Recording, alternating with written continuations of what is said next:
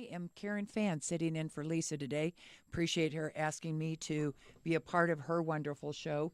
And I have a very special guest this morning, Quan Nguyen, who is our state representative representing Legislative District 1 with Representative Selena Bliss and currently Senator Ken Bennett. Welcome, Quan. Good morning, Senator Fan, President Fan. I really Madam, appreciate they still call me Madam Madam President. President. I appreciate you asking me to come on to the show. It's always a pleasure, and hopefully we'll have some fun. Yeah, it was. It's great, and it's been crazy. Election season coming up, and everything else. We had a week ago. We did a big fundraiser at my house for the. I think we had 100 and some people there for the Victory Fund for the House and Senate Victory Fund, and we raised. I was told we raised almost $500,000. That's so, excellent. Yeah, isn't that great? Thank you for doing that Oh, no, it for the was fun. Republican Party.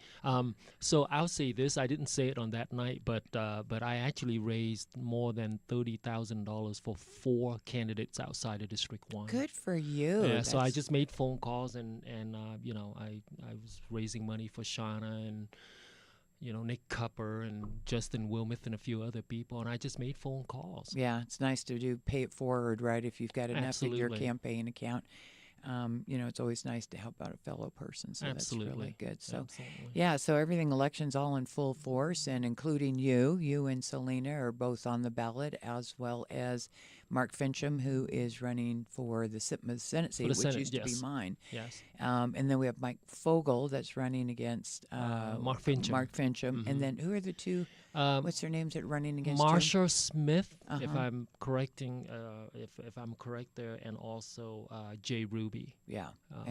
Yeah. So as in every election, as it stands right now, the way our system is we have a primary. So all the Republicans run against each other, all the Democrats run against each other. As a matter of fact, I'll make that correction. They were selected. We were elected. That is true. Because they kind of like Kamala, they just kind of appointed them Exactly. as the candidates. There Exactly. was no competition. So anyway, yeah. So and then we go to the general, and now whoever is the winner between the Democrat and the Republican Party, those will be our candidates. Yep. So We'll be down at the House of Representatives and the Senate to represent LD1. So I look forward to that. now there's a proposition that is on the ballot this year that is basically going to try and change that system. We call it Right, ranked choice voting. Ranked choice voting. Be just very clear about that, and I think that we should have primaries within the party and not have everybody mixed in. I think that's really tragic when we open up the primaries for just about everybody to get in. I think as a Republican, I want to be able to select my Republican representative or candidate. I don't want somebody else to water down the system for me. Yeah. And that's the problem I have. You saw what happened in Alaska when Sarah Palin was knocked out. Right, exactly. Well, and they all say that that's exactly what happened to California when they went to what we call jungle primaries. Mm-hmm. Then you saw a huge difference that basically one party took over, and it was interesting.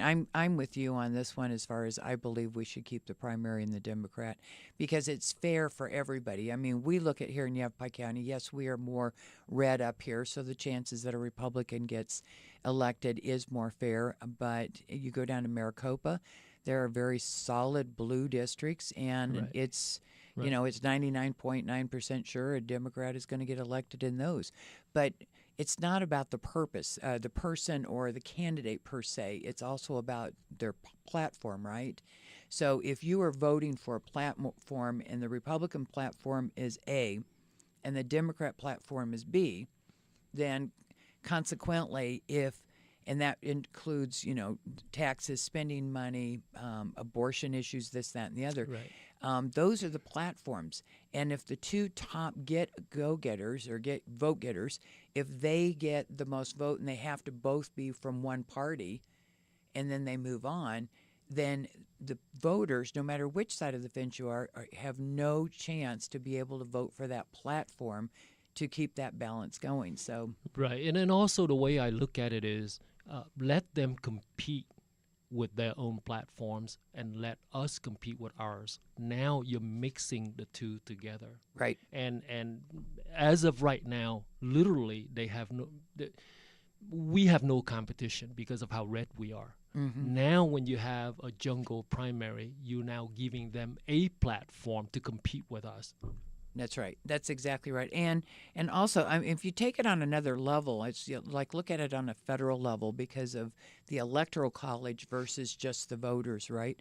So imagine this: that we had a primary, and you ended up with, there was actually an election on that side, but you ended up with Kamala Harris and Bernie Sanders, hypothetically, because they were both running, and they ended up being the two top get voters because of the strong vote population and the electoral college.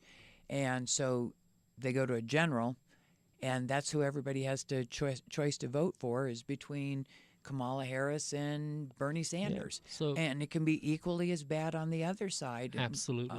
Is that you end up with two, it could be, Trump and Kerry Lake that are the two candidates running for president. And the Democrats are going, well, wait a minute, we really don't have a say in this one. So Exactly. So the answer is Proposition 140 is a no. the answer is no on 140. Absolutely zero. No vote on that one. Well, we are going to talk about this. I'm doing radio every Wednesday afternoon at 4:00, and this is that time of the year and the season Right. that I talk about all of the propositions to help everybody understand where they came from, who put them on the ballot, who's funding them, Right. who's in favor of them, who's against it. So it's always interesting to get input, and I know people really love it. So we're planning on Yeah. doing So one of the comments I want to make is there are conversations about getting consensus by a group of people to look over these propositions, and that these 12 or 24 people, whoever they are, to help out with this. And my answer to that is I have consensus from the other 46 Republicans. That's great. That is wonderful. And so we stick together on these issues. And I think that anytime at all, you're voting. I'm not saying these are you have to vote Republicans. That's not what I'm saying. I'm saying when you decided to vote against these propositions that we as the caucus put out, you're actually voting with the other side. Yeah, exactly. Well, and that's one of the reasons why I do this on the other show is because I try not to tell them to vote yes or no, but I want them to come to their own conclusion. But voters, if voters need to understand what's on that ballot, they need to understand, if yes means no or no means yes, and really if there's unintended consequences there. I know Charlie Lewis was just, or not Lewis, was Charlie Arnold. Sorry, too many Charlies in my life.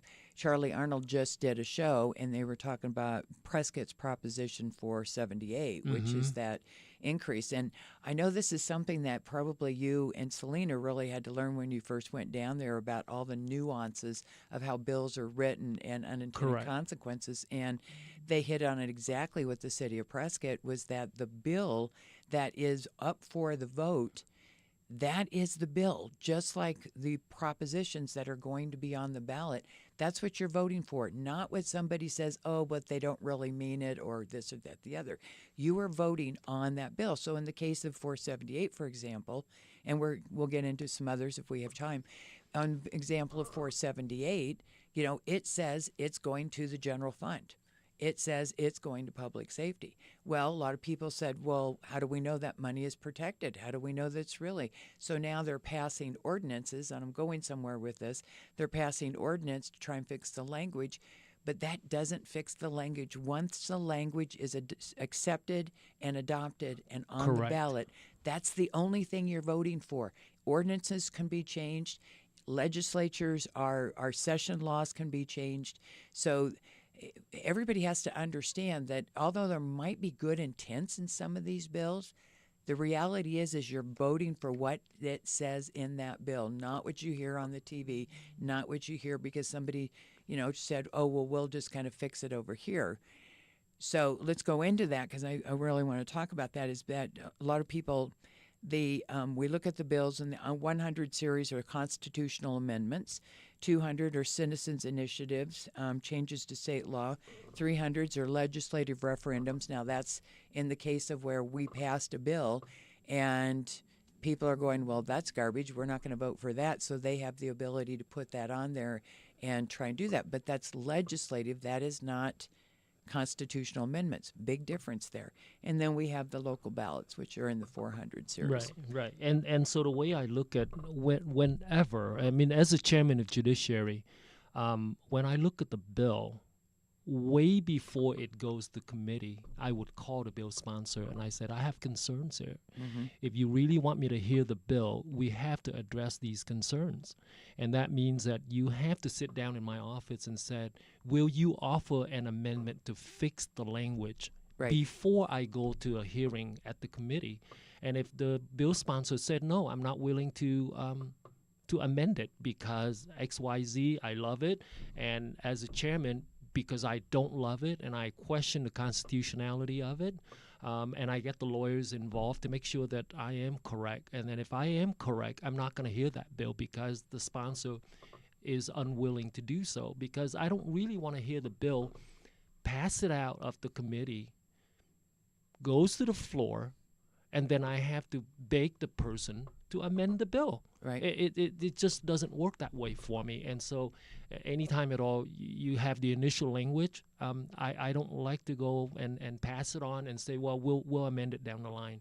That's not how it should work. Yeah, and it's really, I've got to get huge kudos to you and Selena Bliss and Ken Bennett, because all three of you are willing to stand up for what is right and to make sure that you are representing not only LD1, but you're representing all the voters fairly and accurately, and not allowing things to get passed that they need fixing. There's a lot of bills out there that people don't even see, that never make it because we have good committee chairs like yourself that says, no, we're not going to accept this just because the caucus happens to like it, or if the bill's not right, it's not right. And we need to have enough courage to stand up and say, no, we've either got to fix this or we are not going to vote on it, and we're going to wait till the next election or the next this, and then we will make sure that language is written for what the intent was of the council and what the people wanted, not Correct. something that still has flaws, and they're going to say, well, we're going to pass it anyway, and then lo and behold, come to find out that it got passed and now it's part of a charter or our Constitution, and it's almost impossible to get it changed. Right. And in so many ways, thank God I don't live in the city of Prescott, right? So I don't have to get involved with this conversation. But I want to make sure people understand supporting fire and police is one thing. Mm-hmm. I have a full record of supporting, law enforcement at every single level. But a bad bill or a good bill is still on its own. It's got to stand on its own, if it's good or bad. Correct. If it's a badly written bill to support law enforcement, it still is a bad bill. Yeah, exactly. And it's bad for the public safety folks, too, because they think that they're getting this money and all of a sudden come to find out that it can be changed by this council, another council at any given, and sometimes it's pure out of necessity. With all fairness, we all know that our economy ebbs and flows. It goes up, it goes down. And when you have things like COVID that comes along, you have things like a recession that comes along, you still have to cover certain things. And Correct. That was something that Charlie Arnold was mentioning as well. Things start getting cut. What gets cut? Well, you don't fill empty positions anymore. Nobody get raises. You close the libraries. Fire stations go on brownouts. When things get bad, they take money from wherever. We did that on the state level after Janet Napolitano was out, and not only did she, initiate a whole lot of new spending programs, and then the revenues went down to nothing. Jan Brewer came in, Governor Brewer, and she and that legislative body, man, they had to raid every fund there possibly was just to pay the bills. It was terrible. And I never experienced what you did, but guess what? I just did this particular session, right? So we cut $1 billion of spending, and then we permanently cut 3.5% of every agency except for law enforcement, correction, and health, right? Mm-hmm. But everybody has to suffer because we have a deficit that was actually caused by a Democrat governor, not by the Republicans. And I have all the facts and the dates and the numbers on that thing, so anyone can argue with me on that all day long. It has nothing to do with Universal ESA either. As a matter of fact, there is a surplus on that account after the session is over. But anyway, we have to cut back. Thank God that we do have to come up with a balanced budget at every before June 30th every year in the state of Arizona. So no, I think it's fair that if we overspent, we need to cut back, and everybody has to share it. Yeah. But I don't like the conversation that every time we have a cut, oh, you're hurting law enforcement. That's the conversation always goes there first, when in fact we did cut everybody except for law enforcement at the state level. Mm-hmm. Yeah, and it's tough when you have to make those decisions, and it's all those budgets. God, how many times do I always think about, going into budget negotiations, which goes on for months, right? Mm-hmm. And there are hundreds of line items, which is true on any city or town level, county levels. There are hundreds of line items and sub-accounts, but the reality is it's all still the general fund. Right. And almost everything is still subject to being reduced or taken away. No matter how much we all think that things are protected, it's not. It is unless it is written in blood in your charter, in your constitution. And we're trying to do that at the state, as you know. I mean, everything is written in blood, right? If this money is supposed to go to, say, the rodeo, it stays at the rodeo, and the money goes to a state agency to manage it. Right. Not some local agency to handle that kind of money. So did I just open up like a big deal with the rodeo deal? No, well, it's just one of the many line item things that really need to be addressed. And the point is that we're saying is that it's difficult and it's hard to do these budgets. It's hard to make sure you get it right. But the ultimate line is we have to get it right. And on that note, we're going to take a little break here. And when we come back, we're going to talk about some more things, because you are so involved with all of these things that were put on the ballot. But I also want to ask about your fentanyl bill, because I'm really excited you got that. Yes. So we're going to go on a break, and we'll be back in just a couple of minutes. Thank you.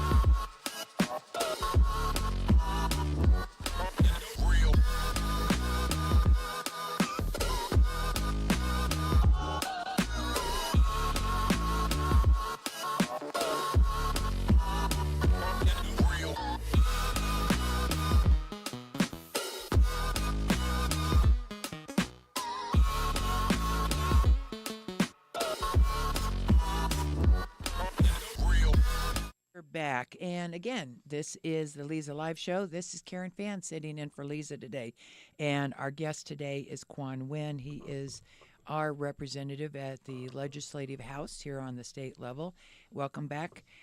Quan, I want to go into one of the bills that I know Senator Steve Pierce and then House Representative Steve Pierce and so many others has tried so hard to clamp down on this fentanyl that's coming into our state, our country, and killing people. And it really, really surprises me so much that you would think that everybody would want to do that. And I know my term, all the 12 years that I was in the legislature, it was interesting that there was actually a strong force in the opposing party that would vote no on these bills, and their reasoning was, well, it's not their fault that they are selling drugs, is because they have a drug problem, so it's not their fault. So it has taken years and years to move any of this stuff forward to try and hold people accountable and reduce it. And you got something successfully done. Tell us about House Bill 2245, which is known as the Ashley Dunn Act.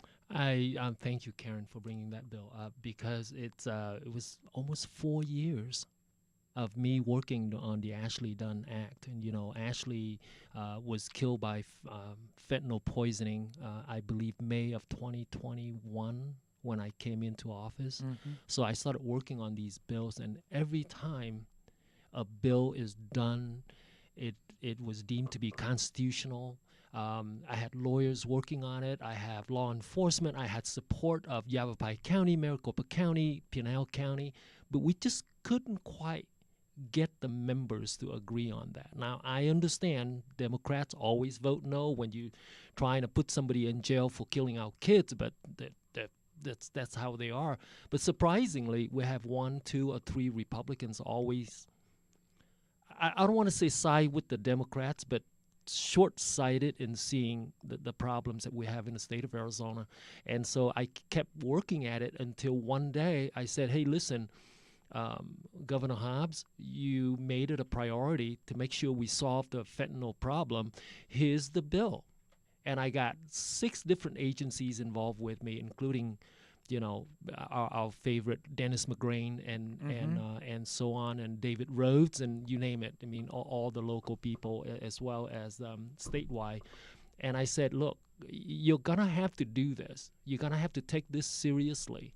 And they came in with 14,000 pills, and I sat there in a meeting and I said, you're never going to catch anybody in Mayor or Chino Valley with 14,000 pills.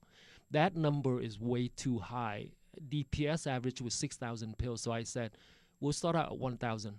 And believe it or not, the AG agreed with 1,000. And then we finally moved to 2,000, and they had to move all the way down because I said, I'm going to put it on your desk and sign it or veto is really up to you. But if you veto it, basically you're saying to me that your state of the state speech, you weren't very sincere about it. Good for you. And so I put it out there, and they met me on the lawn there, and they said, hey, we're going to go ahead and sign this bill. And so we were able to get that done. So what the bill does is, if you have 200 grams, I'm all confused, milligrams of fentanyl, which is the equivalence of 2,000 pills.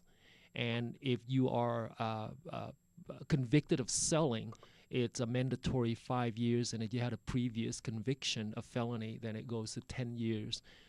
We're actually working, and I said to you during the break there, that I'm actually working to convince the AG and the governor to strengthen that same bill, to say if you have 2,000 pills in your car, it's called transporting drugs across the state. That will be mandatory 5 years. You don't even have to prove that you're selling the pills. If you have 2,000 pills in your car, you're going to jail. And I think we need to do that. We need to speak up. It has nothing to do with convicting users.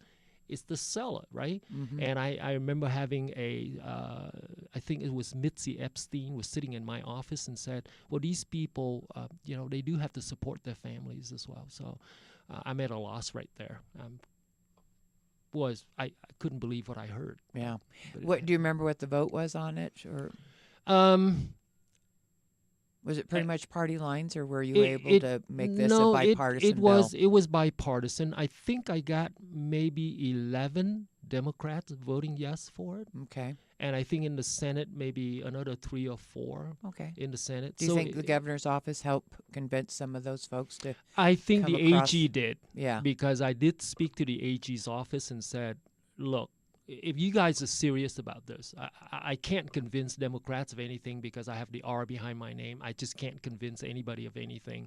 But you guys gonna have to go there and said, hey, listen, this is good for the state of Arizona. It is about time we get it done. I got it done, but I really want to crank that number down below the 2,000. So hopefully one day we'll have a Republican governor, and I'm still in office. Mm-hmm. That I like to crank it down a little tighter. Yeah, that's so wonderful. That is so good that you're doing that. It's, it's so difficult. It's really sad that in the legislative body, and it happens in the public too. It's really sad that so many bills end up being partisan bills, even though they are really good bills. They're just good for the right reasons. Right. But because, one party says, we want to do it, the other party automatically says, well, if they're for it, we're against it, and don't even bother to go through it. And it's difficult. I'm very lucky and very proud to say when I was Senate President that I had really, really good minority leadership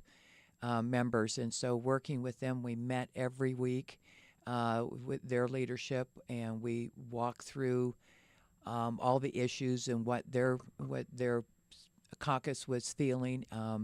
I put Democrat bills up on the boards. I took flack from my Republicans about why are you putting Democrats' bills on the boards, and I'd say because they're good bills. Right, And right. if I said, read the bill, tell me what's wrong with that bill. You tell me why it's not. And they couldn't give me any answer. Right, right. So I want the audience to hear this. Okay. And as a freshman, President Fan would text me and said, I got the following bills on third read going back to the House. Would you be able to support it? And for you to be president of the Senate, texting a freshman to say, hey, this is my bill, or this is a good bill, it comes back to the House, could you support it? And I do the same thing with you. And I remember sitting at your computer and you asked me, well, what are the bill numbers that you're concerned with? And you punched it up right there at your desk and gave me the time and let me know that you'll be hearing those bills. I'll put them up on third read. So it's a relationship that I translate to my new seatmates. With Selena Bliss being a freshman and Ken Bennett, a returning freshman. And we have conversation probably twice a day between the three of us. We're constantly talking about what's on the board, what's not on the board, how can we support it, how can we make the bill better. So I'm going to continue to do that. Okay, that's great. Okay, well, we're going to take another quick break here. There's so much to talk about and so little time. So let's move on to the break, and then when we come back, we will pick up a whole nother topic.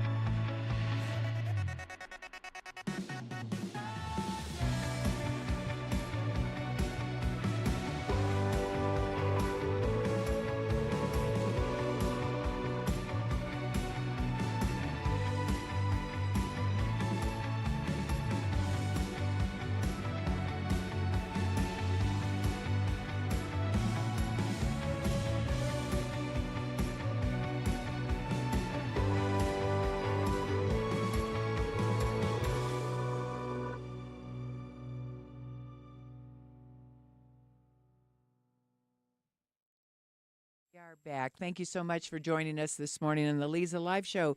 You've got Karen Fan sitting in for Leza today, and my guest today is Quan Nguyen, state representative from LD1. I just got to say this too. LD1 will always be LD1. When we talk about doing something, and I know this is so minor to anybody else, but it's so major to us. When they do redistricting every 10 years, Right. and they want to change all of these numbers, which is ridiculous. I don't know why they just don't let us keep our numbers, other than the fact that obviously boundary lines change, so somebody's got to change. But the last redistricting, well, it wasn't this last one, it was the one before, I went down to the redistricting and I said, I have one request only. Keep Yavapai County, or wherever Prescott Valley Central is, to that should be LD1. We were the first territorial capital of the state. That's why we were LD1, and we deserve to stay LD1. And they Yep. actually wrote a bill. We passed it, and they actually agreed. And so we'll always be LD1. And I do rub it in when I introduce myself, representative from LD1, and will always be LD1, and I do that. And thank you for doing that. Yeah, no, it makes was- I can't count more than one, so this is great. Well, the nice thing is every time you do your campaign stuff or your signs or whatever that says LD1, you don't have to throw them all out. 'Cause Exactly. You got to change the number Exactly. on it. So, exactly. okay, so let's talk about. I want to go to Proposition 314, right? And we know the 300 series are legislative referendums. So this the bill is titled "Border Benefits Fentanyl Illegal Entry."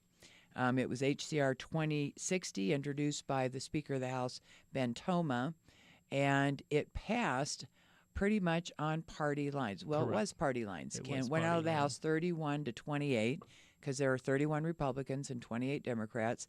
And over in the Senate, it passed 16 to 13, and one person was absent that day. So it was definitely party line. So tell us about this bill. Well, let me give you a little more detail here, too, because I just want to set this thing up.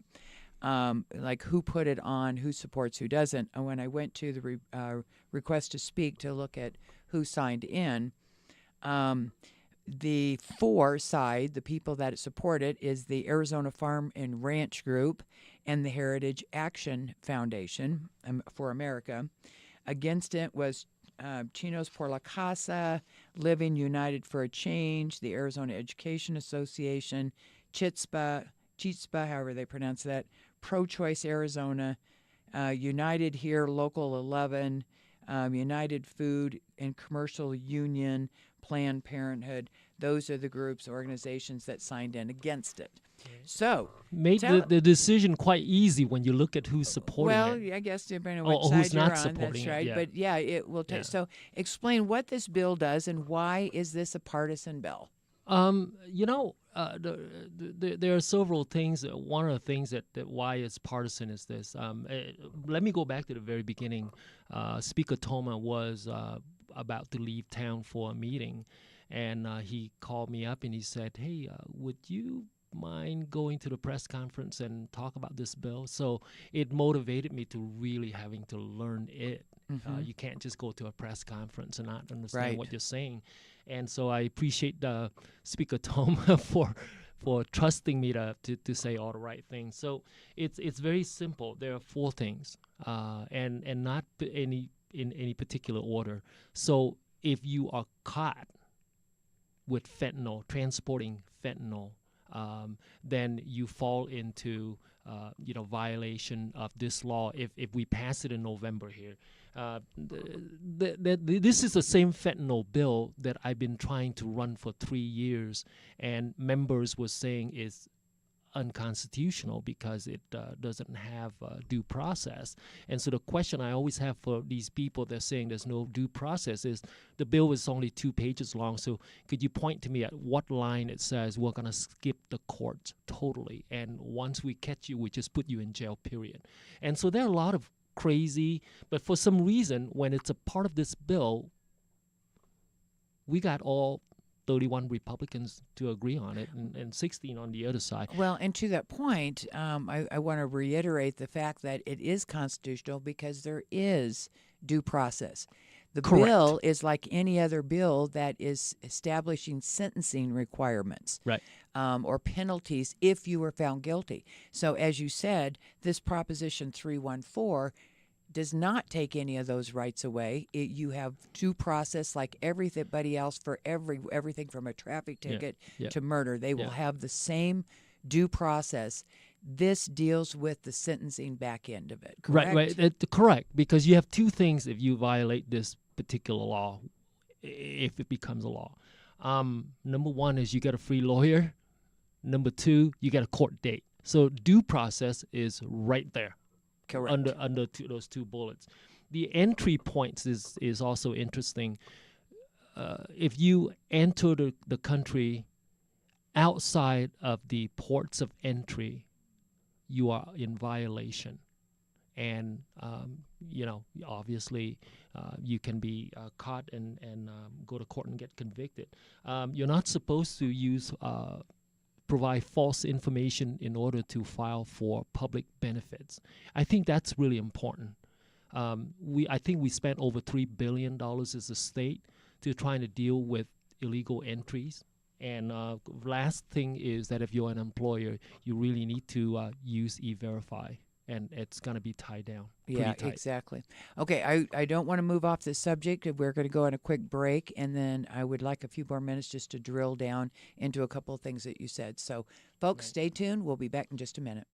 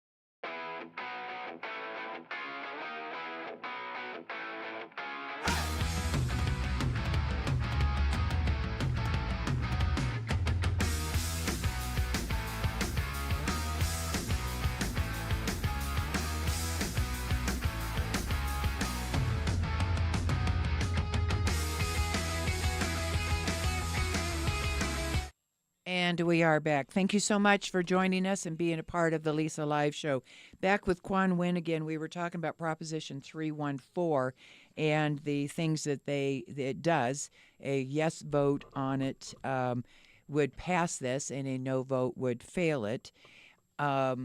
And I'm also seeing that probably one of the reasons why this is such a partisan bill is because it would establish criminal penalties against a person who is not lawfully present in the United States, who submits false documentation with both are applying for public benefits and during unemployment. So I'm sure that had something to do that, illegal aliens are here, they're filing for government benefits. Correct. When they're not citizens and they should not be entitled to it, but for some reason they are getting them, and this would hammer that down. So I can understand why perhaps that is why this bill was partisan, was because obviously The Democrat is normal with their platform or what their thoughts are is, they're not so strict on illegal aliens and immigrants, and they believe that they should have all the benefits, including voting, because we're having that issue right now between the federal vote and the state vote. And there's, I don't know how many, they say Yeah. So 10,000 or 100,000 votes that are going to be, that they're going to get right, to vote, and they don't have to prove that they're here right. legally. First of all, the Democrats trying to tie this bill to SB 1070, Exactly. which is not true. You have to have just cause in order to pull someone over. And so it's very misleading. And I remember being the co-chair in the Senate to hear all the descriptions of all the proposition. Mm-hmm. And I remember people came up and said, this is totally against the black and brown people. And I actually jokingly made the statement that, I felt kind of lonely because you guys always leave me out of it. And actually, when you look at the entire committee, I'm the only guy that came in, having to apply for, entry in order to get in. So the argument is always said, you got in, then you closed the door. No, I had to ask permission to get in, and the people closing the door were immigration people, not me. Mm-hmm. And so I think we're at a point where drugs are flowing in freely. Then you have the cost of human trafficking, the cost of sex trafficking, the cost of 6 or 7 Arizonans die per day of fentanyl poisoning. Benefits is just full of fraud, and we need to cut all of that back. And it's going to cost money. So I just got a text from a friend of mine said, well, law enforcement is against it because it's not funded. If it becomes a constitutional amendment, then the state is responsible for funding. Now, Correct. Madam President, please correct me if I'm wrong. No, that's correct. It is not unfunded. It will be funded, period. Yeah, and it's also a matter of who's in charge of the budget as to how much it will be funded too, right? Correct. So we have seen that, because I know that all the budgets that I've worked on for 12 years, exactly what you said. We do our priorities. We believe that you take care of public safety, you take care of your infrastructure, you take care of making sure that people are getting their Social Security checks or their unemployment checks. When we talk about we have health. Obviously, the health services are huge between Medicaid and a lot of the other issues. Corrections department, those are the things that are the number one priorities that we've always taken care of, and then you move down the line to the things that maybe aren't quite so important. Right, but again, go back to about 15 minutes ago when I said it costs the state of Arizona $3 billion to deal with the open border. Now, no one is complaining about it. No one is standing up on the box screaming about the $3 billion that we spent, but they're worrying about an unfunded mandate, right? Yeah. So if we spent some money to restrict some of the border freely crossing, then maybe that money will balance out with spending less, maybe $2 billion instead of $3 billion. And I think we have to think of it in that sense. How much does it cost to create public safety? To me, it doesn't matter how much money we spend on public safety as long as we're keeping our citizens safe, and then everything else will fall into place. It's interesting. One of the organizations that I had read out as to who is opposing this is the Arizona Education Association. Now, I'm not sure why they are opposing this, but one thing I'm curious about, as long as these other ones, but particularly this one, everybody's always saying that we need to fund education more. Now, that's a whole subject for another debate, but I'm just touching on this because we're spending $3 billion on people that are in our state illegally. They didn't follow the law. They broke our laws. They came in, and $3 billion. Can you imagine what that would do to the education funding if we could shift that $3 billion from funding people that are here illegally over to the education system? Right. Education, law enforcement, right? Healthcare, you name it. There are $3 billion when our budget is $16 billion. Yeah. And you're talking about $3 billion It's a that lot. that we're spending on illegal entries, illegal aliens. Yeah, people absolutely just need to kind of look at the big picture and decide, okay, what's important and what isn't. Anything else on that bill that you want to mention before we move on to something else? No, I think it's we pretty much covered it. Okay. Yeah. That's great. Okay. So let's go to our last break and then we can touch on something else. We'll see how much time, but I know there's some things that you were wanting to tell me and I said we'll do it during the last section. So we Awesome. will be back in just a minute and finish up this great show.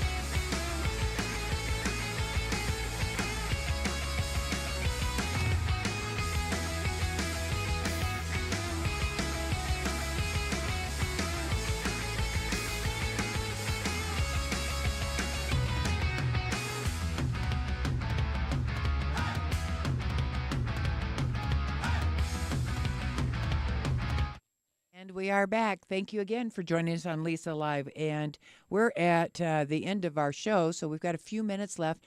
Quan, I know there was a lot of things you wanted to bring up, so this part is all you. Okay, so October 12th. Remember October 12th over at the Adult Center, Prescott Adult Center. I'm going to be joining up with Selena Bliss and Turning Point Action to get out the votes on that day. And I believe the event starts at 2 p.m. So Republicans, please go out and vote early. Don't vote often, just vote early. Because we need all of your votes to be counted. So I'm going to be, like I said, Turning Point Action is trying to get me to get it out on in LD1. Now, I was wondering what that was all about because I only say is because about 6-8 weeks ago you said, Karen, save Saturday, October 12th for me. So I have it on my calendar. It says save the date for Quan, but I still didn't even know what it was for till now. Just go ahead and cross it out, and if you can be at the Adult Center at 2 p.m. 2 o'clock? But please, because Selena Bliss and I are gonna try and help Okay. push out the chase the votes, if that's the correct phrase. Okay. And then let's see. A couple of weeks ago, I was so honored to be heading out to New Jersey for the commissioning of the brand new submarine out there, the USS New Jersey Fast Attack Submarine. Uh-huh. And I got to see, meet with the crew members, the commanders, and so on. About nearly 5,000 people showed up, which is a tremendous crowd to see a brand new submarine being commissioned into the fleet. And that was a big deal, and it's also kind of biased on my part to see Sarah standing up there, saluting. You have to be so proud Yeah, of so her. that was great. We got to see the inside, the interior twice now. The last time was a personal tour by our daughter. With a whole bunch of friends, going down there. So it was great. It was in the evening. We didn't have to fight the crowd. It was a personal tour, so it was great. Let's see what else. And then Friday, I flew out to Walla Walla, Washington to speak to high school kids about freedom. And one of the things I said about freedom to the kids is that if you want to measure how great your nation is when it comes to freedom, it is the ability to criticize your government without fear. That is the ultimate form of freedom. Then this coming Friday, I'll be flying out to San Diego, and I'll be a national speaker at the Gun Rights Policy Conference. Wow. So this is my second year right in a row to be invited to be speaking on behalf of the Second Amendment and what we're doing in Arizona to protect our right to keep and bear arms.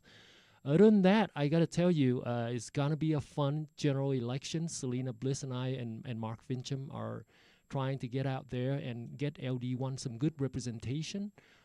So hopefully we can fix a couple of more potholes along the way and get some good legislation out. And I hope to continue to be the chairman of Judiciary.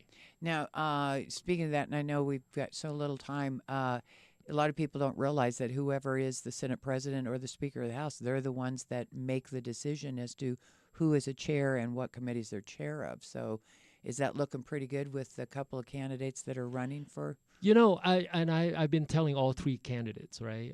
Joe Chaplick, Leo Biasucci, and Steve Montenegro that decision in my mind will not be made until November 6th. Right. So there's no point, planning all these things and not coming back as a majority party would be devastating, and then all of the conversation will go nowhere. Yeah. And so I like to hold my thoughts until after the general election. But once again, when you look at people, for example, you look at David Livingston, you automatically think of appropriations. Before that, or insurance. Before that was Gina Kopp, which I just dearly love. And then when you look at water, you go right to Griffin. And hopefully people see that when it comes to judiciary that my name will come up, or Selena Bliss. She's done a fantastic job when it comes to being a vice chair. So Exactly.